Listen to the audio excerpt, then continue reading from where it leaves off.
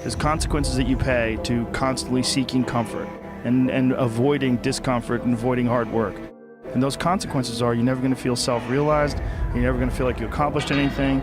A lot of people say, oh, I just want to sort of, they're kind of dabbling in the idea of improving themselves. The best advice that I've ever heard, the best advice I ever came up with, is that live your life like you're the hero in your movie. Right now is when the movie starts and your life is disaster. Pretend you are, right now, you're in the part of the movie that starts and it shows you as a loser. And just decide not to be a loser. Live your life like there's a documentary crew following you around and you are analyzing your own game. Do what you would want to do. So you're never going to have this feeling of understanding that difficulty and struggle and the ability to push through that is a muscle, and you develop that muscle by doing it. And once you do, you develop a lot of self-satisfaction and you develop peace of mind, and you understand that you can overcome obstacles. If you don't have to overcome obstacles, you never know whether or not you can. Unless you are faced with actual adversity, you don't understand how you're going to feel and how you're going to react when you overcome that adversity.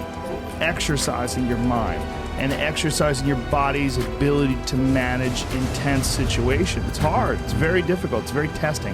And in doing so, you lessen the stress of regular life. The more stressful situations that I experience, the more I understand what they are and the more I can relax.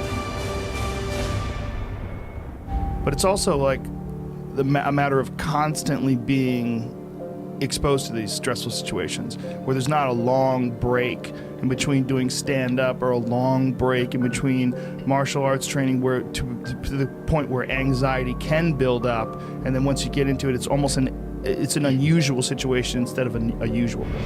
I do everything that I can to put my body and my brain in a good place so that I'm keeping my engine smooth. Do what you would want to do so that your kids one day would look back at it and see that documentary and look on it with pride, like, wow, my dad was a bad motherfucker. He really did what he had to do. Wow, my mom really got her shit together. I love a success story, but even more than a success story, I like a dude who his life up and then gets it back together again story. Those are my favorite stories. And the way to do that, you gotta write shit down. You gotta think that you are the hero in your own movie, and then you gotta sit down and you gotta write shit down. Write down what you need to do. There's consequences that you pay to constantly seeking comfort. Live your life like you're the hero in your movie.